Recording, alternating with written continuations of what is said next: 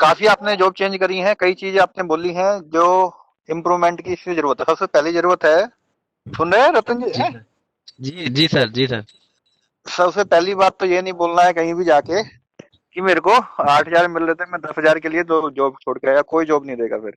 वो अगले वाला बोलेगा आपको 12 कहीं दूसरी जगह मिलेंगे तो आप वहां चले जी जाओगे, हम क्यों आपकी क्यों लें। पहली जी बात, जी अगर कोई ऐसा एग्जाम्पल भी देना है आपको कहीं भी, जी तो कैरियर ग्रोथ से रिलेटेड देना कि वहाँ एक्सपीरियंस अलग टाइप का है, यहाँ अलग टाइप का है। जी सर। सेकंड, तुम्हारा हॉस्पिटल वाला लाइन तो बहुत बड़ी अच्छी लाइन है, ऐसी बात नहीं है। उसके अंदर अपने जहां भी आप काम कर रहे हो, किसी भी फील्ड में काम कर रहे हो, वहां का पूरा सिस्टम आपको जानना चाहिए। जी अगर इन केस ऑफ इमरजेंसी क्या क्या वहां पे है, क्या क्या प्लानिंग है, क्या करना है, फायर ब्रिगेड को कब बुलाना है, कब मैनेजर को कॉल करना है, किसको कॉल करना है, सब रिटर्न में रहता है। कोई अच्छा जी हॉस्पिटल होगा तो पूरा इमरजेंसी प्लान वो तैयार रखता है। जी हॉस्पिटल के अंदर पूरा हॉस्पिटल बिल्कुल लास्ट स्टेज में हम इवेक्युएट करते हैं, नहीं तो उसके अंदर कंपार्टमेंटेशन बनाए हुए हैं। जो बिल्डिंग के अंदर, जी जो हॉस्पिटल बिल्डिंग बनती है, तो एक कंपार्टमेंट दूसरे कंपार्टमेंट में फायर इतनी इजीली नहीं जाती है। कंपार्टमेंटेशन का मीनिंग ये होता है कि एक कंपार्टमेंट में रहे, दूसरे में ना जाए। जी तो कोशिश करते हैं जिसमें फायर हुई है उस कंपार्टमेंट को ही इवेक्युएट कराया जाए, दूसरे को सेफ रखा जाए, उसके लिए प्रोटेक्शन रखते हैं, सारी चीजें रखते हैं। जी तीसरी बात, अगर आईसीयू तुम्हारा निकालना पड़ जाए इन केस ऑफ इमरजेंसी, तो पूरे जितना भी पूरा हॉस्पिटल का स्टाफ है सबकी ड्यूटी लगी रहती है। जी चाहे वो हाउस कीपर से लगा के ऊपर तक मैनेजर तक, या ऊपर टॉप मैनेजमेंट तक। एक आदमी के साथ में, आईसीयू वाले के साथ में दो आएंगे, नॉर्मल के साथ में एक आएगा, सबका प्लान रहता है। उनको लाके बाहर नहीं रखना है, तुरंत एम्बुलेंस रहती है दूसरे हॉस्पिटल में जहां भी है, उठाइए, पहले से रहता है। तो उस केस में वहां पे उसको शिफ्ट करना होता है। जी सर। ये सारी चीजें रहती हैं। सबसे मेन हजार इलेक्ट्रिसिटी का तो चलो है या नहीं है, मेन हजार जो हॉस्पिटल के अंदर आता है ऑक्सीजन से रिलेटेड आता है। ऑक्सीजन जहां लेवल ऑक्सीजन का ज्यादा बढ़ा, वहां फायर के चांसेस काफी ज्यादा बढ़ जाते हैं। तो ऑक्सीजन लाइन मेन ट्रेस करनी होती है, कहाँ पे आ रही है, कैसे आ रही है, और वो लीकेज कर रही है तो फिर हजार बढ़ता चल जाता है। जहाँ ऑक्सीजन लीकेज हुई, फायर जो है कई गुना तेजी से फैलने लग जाती है। इसलिए जी सर। आईसीयू में या इन एरिया में आग क्यों लगती है ज्यादा है, ऑक्सीजन के रीजन। मान लीजिए हल्का स्पार्क मिल लिया और ऑक्सीजन लीकेज होगी, वहाँ ऑक्सीजन लेवल बढ़ा हुआ है, तो वहाँ फायर तेजी से फैलती है। जी सर। सेकंड, आप जहां जहां भी काम कर रहे हैं वहां पे ये नहीं बताना है कि मेरे, ये कॉमन है सबके लिए जितने भी हैं, जी सर। जी सर। वहां ये नहीं बोलना है किसी को भी कि मेरी कंपनी में ये काम हो रहा है नहीं हो रहा है। जैसे प्रजापति सिब्बू बोले थे, हमेशा पॉजिटिव एटीट्यूड के साथ जाना जी कि हम ऐसा करते हैं। ये नहीं कि मेरे यहाँ वर्क परमिट बन रहा है नहीं बन रहा है, आपको ये प्रेजेंट करना है, बन रहा है, मैं उस पर काम कर रहा हूँ, चाहे नहीं भी बन रहा है कोई दिक्कत नहीं। अगर तुम वहाँ कंपनी की नेगेटिव पॉइंट दिखाओगे तो कंपनी वाला यही सोचेगा इसको भी कुछ नहीं आता है, या इसके सिस्टम में कुछ नहीं है, इसके प्लांट में कुछ नहीं हो रहा है, तो ये क्या करेगा। जी सर। तो ये नेगेटिव इम्पैक्ट आता है। हमेशा पॉजिटिव रखना, जितना भले ही चलो नहीं भी हो रहा है तो उसको थ्योरेटिकली जो तुम्हारे दिमाग में आता है वो लेके चलिए। जी अगर परमिट बनता है, परमिट का कैसे बनता है, सबसे पहले चीज जिसको भी आइसोलेट करना होता है, जिसको भी काम करना होता है, तो उस पे जाते हैं, उसको देखते हैं कहाँ से लाइनें आ रही है नहीं आ रही है, जो भी इंचार्ज जाता है क्या जॉब होना है क्या नहीं होना, पीपीएम में है, इमरजेंसी में है, ब्रेकडाउन में है, किस में है, सारी प्लानिंग होती है। जॉब इंचार्ज उसका फिर डिप्यूट होता है कि मैकेनिकल टीम को दे दिया, तो मैकेनिकल टीम का जॉब इंचार्ज आएगा, वो बताएगा ये है, वो अप्रूवल डालेगा आगे के लिए प्रोसेस के लिए, या जो उनका डिपार्टमेंट उसको हैंडल कर रहा है कि भाई ये प्रॉब्लम है, मेरे को ये लाइन बंद चाहिए, ये चाहिए, वो चाहिए, जो भी है वो सारी चीजें देगा।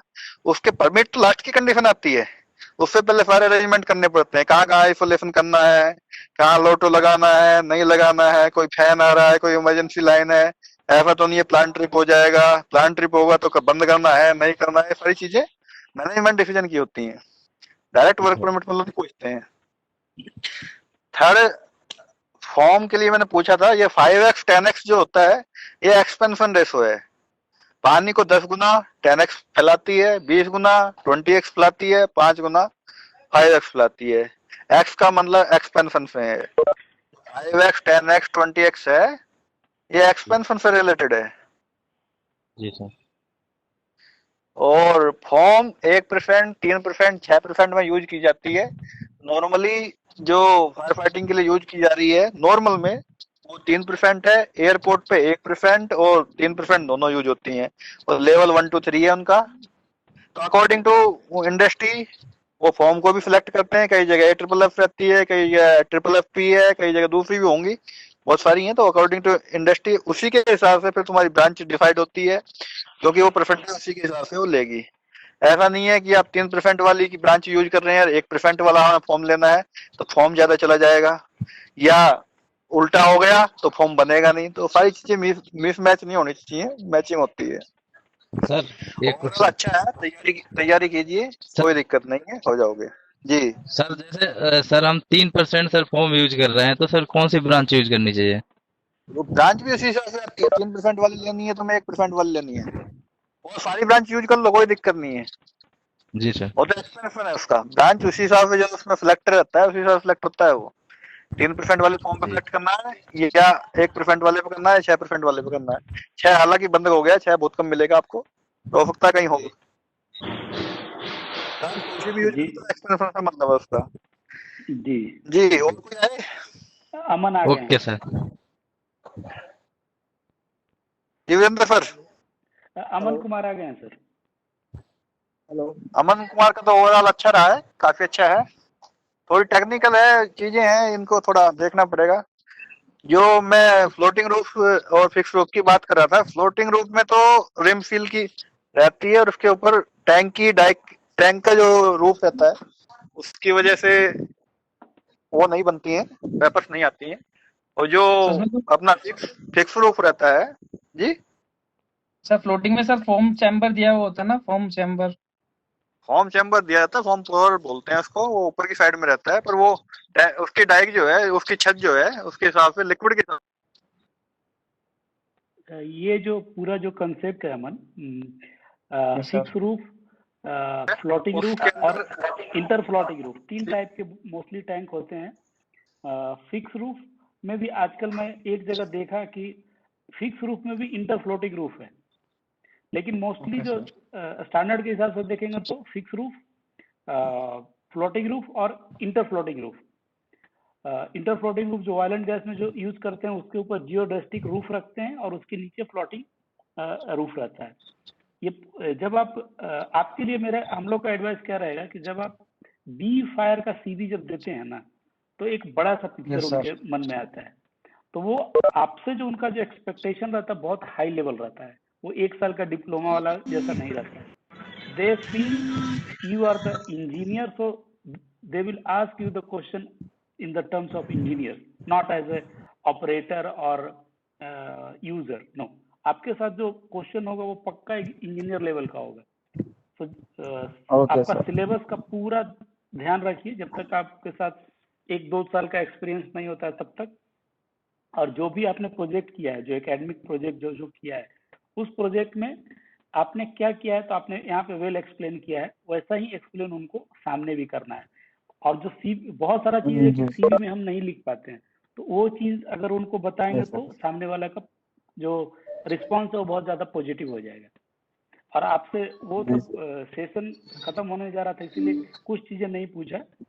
जब भी ये सब लोगों के लिए एक कॉमन मैं बता रहा हूँ कि जब भी कोई पूछा जाता है कि tell me something about you, या फिर जैसे अरुण सर पूछ रहे थे कि आप अपने बारे में बताइए, तो अपने बारे में जो बताना होता है वो सीवी का पूरा समरी होना चाहिए। क्योंकि देखिए ये जो जॉब है ना, उसको दूसरे प्रोस्पेक्टिव से ऐसा सोचिए कि एक सामान मुझे बेचना है किसी को, तो सामने वाला को ऐसा लगना चाहिए कि ये सामान मैं क्यों खरीदूं। तो हम लोग अपना जो प्रोफेशन है उसको वहां पे सेल कर रहे हैं।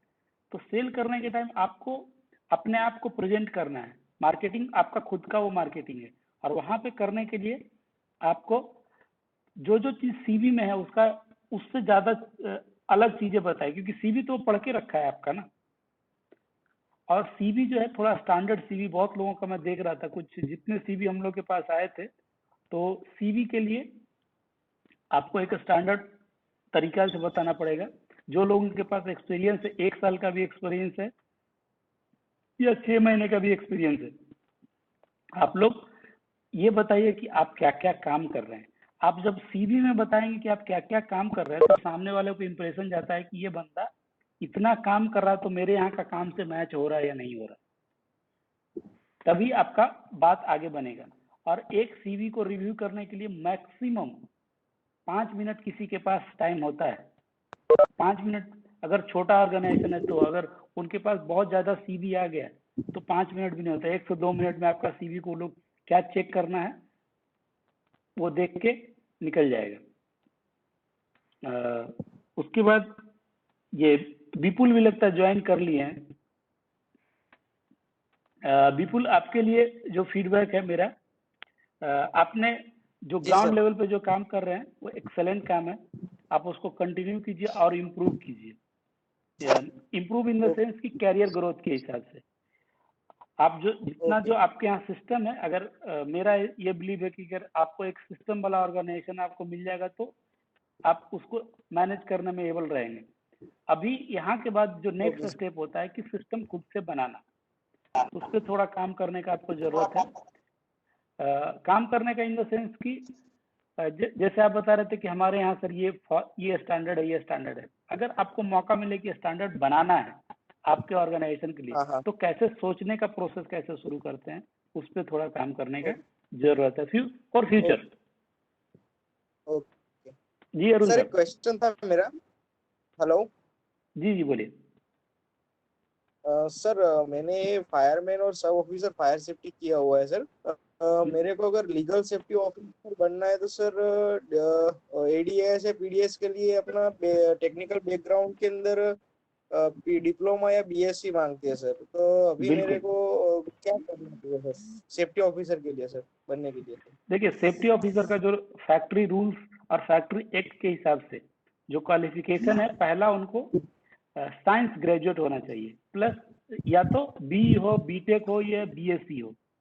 उसके बाद उनको advance diploma in industrial safety जो महाराष्ट्र से चलता है, या फिर जो सेंट्रल लेबर इंस्टीट्यूट है या आरएलआई रीजनल लेबर इंस्टीट्यूट है वहां कहीं से, या फिर किसी स्टेट के टेक्निकल बोर्ड से अप्रूव किया हुआ इंडस्ट्रियल सेफ्टी का डिप्लोमा होना चाहिए। आप पैरेलली आपका जो, अगर आपके पास टाइम नहीं है और ये नहीं है, तो आप क्या कर सकते हैं, नॉर्मल बीएससी कर सकते हैं, जो मैथ फिजिक्स केमिस्ट्री जिसमें भी आपका बनता हो वो बीएससी कर लीजिए, then you will be eligible for that. Okay, thank you sir. जी अरुण सर। नहीं, ओवरऑल इनका अच्छा था, ऐसी बात नहीं है, पर ये जो है जो भी काम कर रहे हैं वो स्टैंडर्ड का क्लियर रहना चाहिए। कौन से स्टैंडर्ड के तहत काम कर रहे हैं बहुत कम बता पाए हैं। मतलब एस्टिंग फिर मेंटेनेंस आप कर रहे हैं तो क्लियर होना चाहिए। 2190 में है, उसमें वीकली क्या करना है, मंथली क्या करना है, क्वार्टरली क्या करना है, सारा दिया हुआ है। आपको लोकेशन चेक करनी है, आपको आइडेंटिफाई करना है नहीं है, सारी चीजें उसमें दी हुई है। ऐसे आइडेंट का है या तुम्हारा और दूसरे जितने भी हैं, कौन सिस्टम का है, ओवरऑल अच्छा है इनका, खैर ऐसी बात नहीं है। जी अभी हम लोग क्या करेंगे, जिन जिन लोगों को हम लोगों ने 4 लोगों को कंडक्ट किया, और उन लोगों को हम लोग क्या करेंगे, जैसे ही हम लोग को टाइम मिलेगा आपका सीवी को थोड़ा मॉडिफाई करके हम लोग आपको भेजेंगे, एक सीवी भेजेंगे, साथ साथ में मेल जब कम्युनिकेशन करते हैं तो एक कवर लेटर का जरूरत होता है, मतलब मेल बॉडी में क्या टाइप करना है, कैसे टाइप करना है, वो करके देंगे। और जो लोग जो मेंबर है, ग्रुप मेंबर, उनके लिए एक और एडवाइस है, आपका फेसबुक का जो पेज है उसमें आपका नाम कुछ और है, ओरिजिनल सर्टिफिकेट पे आप नाम कुछ और लिखते हैं। Please match both the things. Now आज के दिन में, आज के टाइम में सोशल मीडिया जो प्लेटफॉर्म है वो भी आपका बैकग्राउंड चेक करने में बहुत सारा लोग उसका हेल्प लेते हैं। तो यहाँ नाम कुछ है, वहाँ नाम कुछ है, तो आपके लिए वो अच्छा नहीं है। मैं ये देख रहा था, ये मेरा ऑब्जर्वेशन था जितना सीवी मिला उसमें से। और सब लोगों के लिए, सीबू आपके लिए, विपुल जी आपके लिए, रतन पाल आपके लिए, अमन जी, चारों को ऑल द बेस्ट आपके फ्यूचर के लिए। और हम लोग इसी तरह से अवेयरनेस का नए कुछ ना कुछ टूल्स, कुछ आइडिया जैसे हम लोग के पास आता है हम लोग करते रहेंगे। और आप लोग देखिए, नॉलेज शेयरिंग का तरीका है कि जो मुझे नहीं आता मैं किसी से सीख के आगे वाले के पास करूंगा। तो इसमें बहुत सारे एक्सपीरियंस लोग हैं, बहुत सारे अच्छे क्वालिफाइड लोग हैं। तो आप भी ग्रुप में जो डिस्कशन होता है, क्वेश्चन आंसर सेशन वगैरह, उसमें पार्टिसिपेट करके, बहुत बार होता है कि हमें एडमिन टीम को टाइम नहीं मिल रहा रिस्पॉन्स करने का। अगर आपके पास करेक्ट जवाब है, आप इमिडिएटली उसको रिस्पॉन्स कीजिए, तो लोगों को और नॉलेज शेयरिंग बढ़ेगा। बाबेश जी आपके लिए अभी अब अब आपके पास है पूरा सब कुछ क्लोज करने के लिए। Hand over to Bhavesh ji. Okay, good evening everyone. तो पहले तो जो चारों दोस्त थे अपने, उन्होंने इंटरव्यू फेस किया, मॉक इंटरव्यू, और अब वाकई भावेश में जी बहुत बीच में रोक बढ़िया रहा हूँ, था। आपका आवाज थोड़ा कम आ रहा है, थोड़ा माइक पास में ले लीजिए। हेलो, जी नाउ अभी ऑडिबल? Loud and clear. जी जी।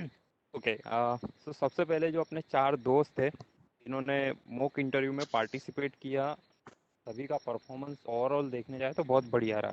एरिया ऑफ इम्प्रूवमेंट हर एक के लाइफ में होता है, चाहे कितना ही बड़ा एक्सपीरियंस वाला या प्रोफेशनल क्यों ना कहीं कोई ना कोई ऐसी चीज़ होती है। और हम लोग काफ़ी बार बोल चुके हैं, आज भी मैं रिपीट कर रहा हूँ कि लर्निंग जो है वो कभी भी बंद नहीं होता है, राइट। तो ये जो भी आज का इंटरेक्शन हुआ, करीब 2 घंटे का टाइम हुआ, उसमें मैं काफ़ी सारे अपने ग्रुप के दोस्त होंगे जिन्हें नई चीज़ सीखने को मिली होगी।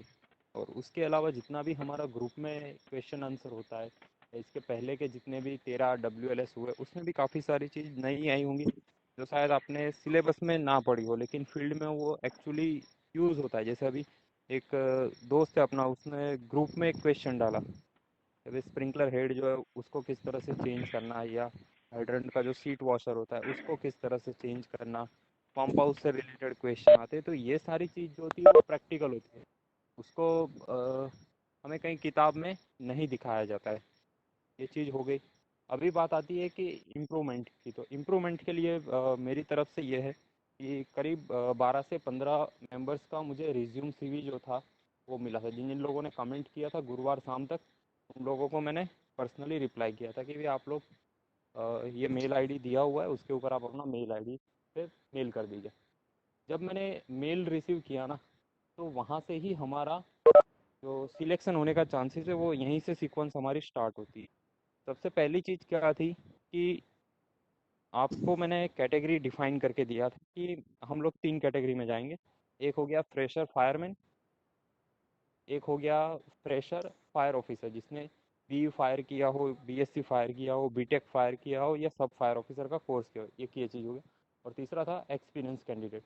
तो जब भी आपका जो मेल में आप किसी को भेज रहे हो ना, तो वो चीज़ आपको लिखना है कि आप किस पोस्ट के लिए अप्लाई कर रहे हो, पहली चीज़। अगर वो नहीं लिखा हुआ है तो मुझे, अगर सपोज़ मान लीजिए अभी तो 15 है, लेकिन अगर 50 लड़कों ने अगर मुझे मेल किया होता, तो 50 में से मुझे शॉर्ट लिस्ट करने में दिक्कत होती है। हमने जब भी कोई भी HR का कैंडिडेट होता है, तो अगर ये सब स्क्रीनिंग करना है ना, तो पहला चांस यही होता है कि अगर आपने कुछ लिखा नहीं है तो हो सकता है आपका मेल जो है वो स्किप हो जाए। सबसे पहला आपको काम ये करना है, किस तरह से आप उसको ये जो फील्ड जो मेल बॉडी जो होती है या सब्जेक्ट जो वहाँ पे हम लोग थे, उसको किस तरह से हम लोग शॉर्टलिस्ट में जा सके, पहली चीज़। दूसरा होता है कि उसके नीचे हम लोग जो मेल लिखते हैं ना, किसी भी लड़के ने यानी किसी भी ग्रुप मेंबर ने वो पूरा जो मेल ड्राफ्ट करना होता है वो लिखा हुआ नहीं था। वीरेंद्र सर ने भी बताया कि हम लोग एक सैंपल जो है वो आपके साथ शेयर करेंगे, वो ज़रूरी है। काफ़ी भावेश बार जी क्या होता है।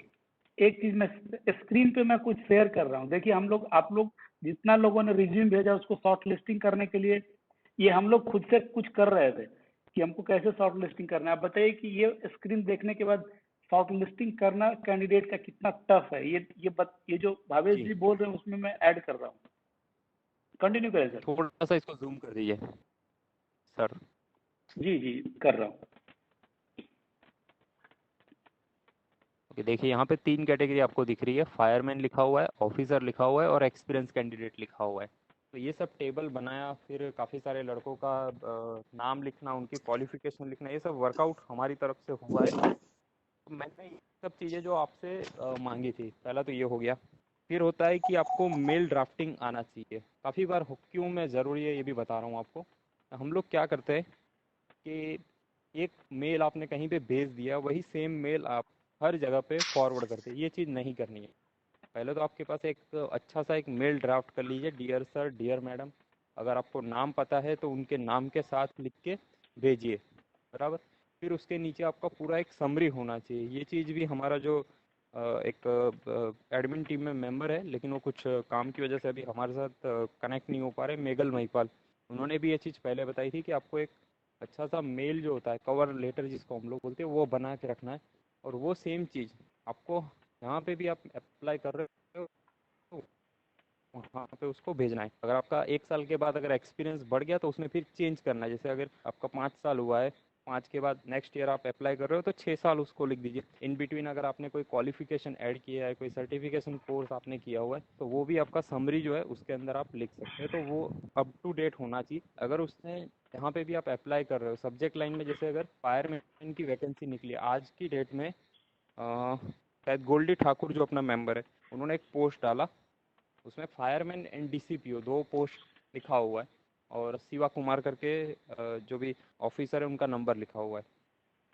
अभी जो भी लोग अप्लाई करेंगे उनसे बात किया, मेल आईडी लिया, फिर मेल करेंगे।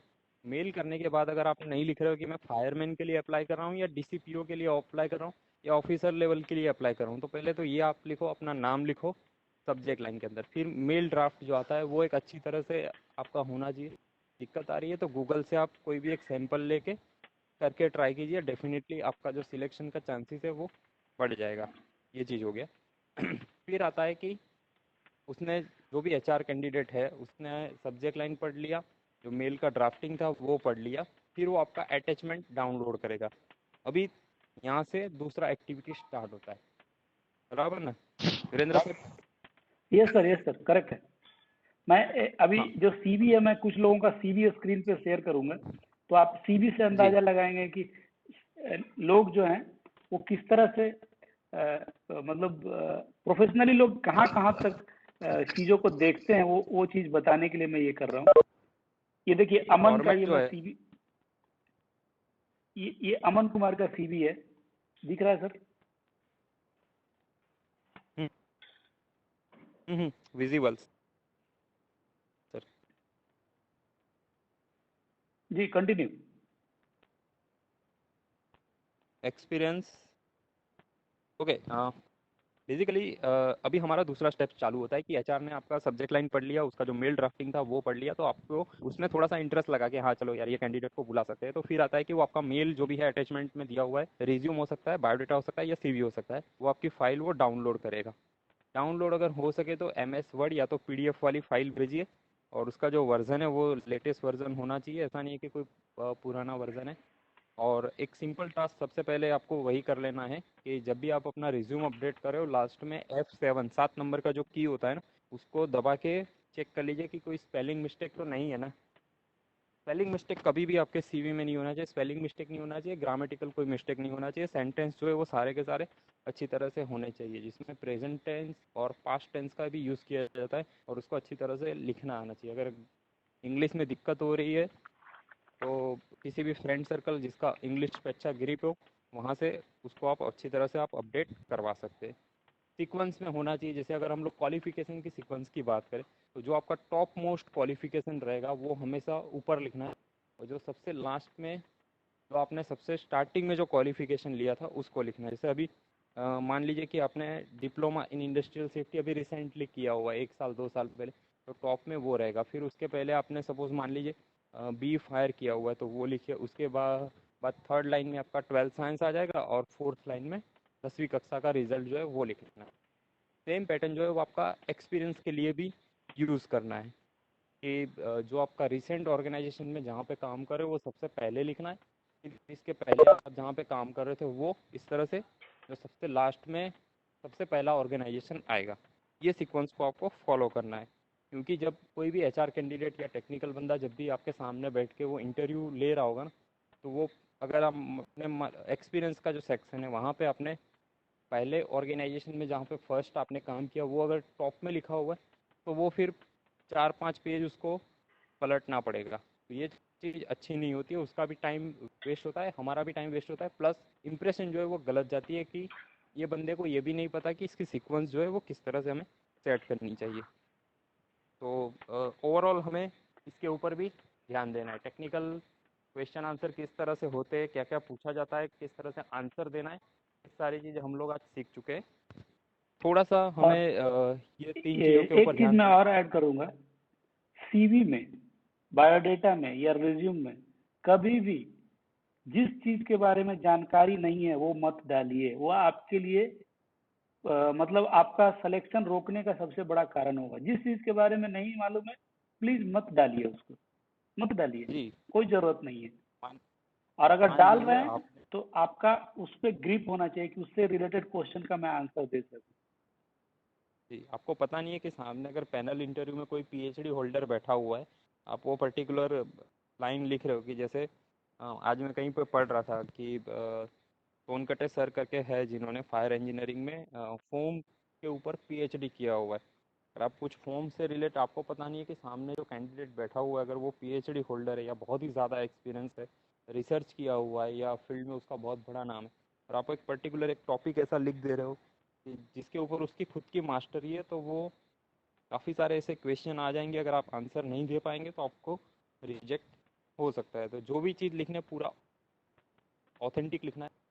अभी जो टाइम चल रहा है उसमें ऑथेंटिकेशन बहुत ज़्यादा मायने रखता है। काफ़ी बार ऐसे होता है कि जो बड़े ऑर्गेनाइजेशन उसमें थर्ड पार्टी हायर करते हैं वेरिफिकेशन के लिए, यानी आप जहाँ जहाँ पे एक्सपीरियंस दिखा रहे हो वहाँ पे एचआर के थ्रू वो लोग वेरिफिकेशन भी करवाएंगे। अगर आपका एजुकेशनल क्वालिफिकेशन है तो उसमें भी क्रॉस वेरिफिकेशन होता है।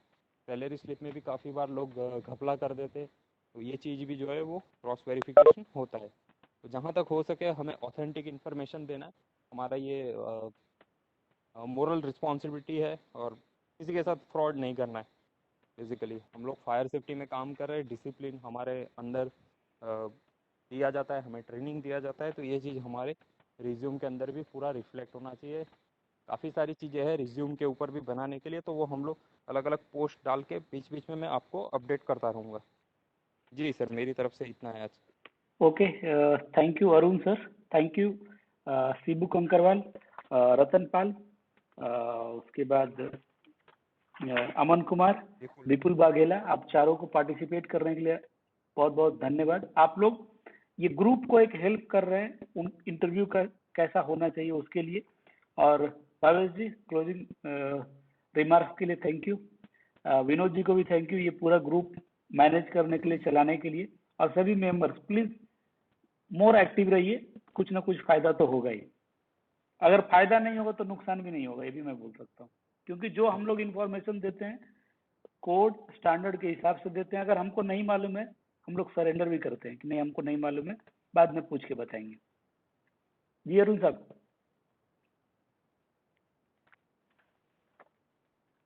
करेक्ट बोला। थैंक यू सब लोगों ऑल को। और आज का पार्टिसिपेट। सेशन, जी आज का सेशन हम लोग को यहीं पे खत्म करेंगे अरुण सर के रिमार्क्स के साथ। Okay sir, okay, thank you, thank you so much. Best of आप लोग, luck all candidates. Thank you.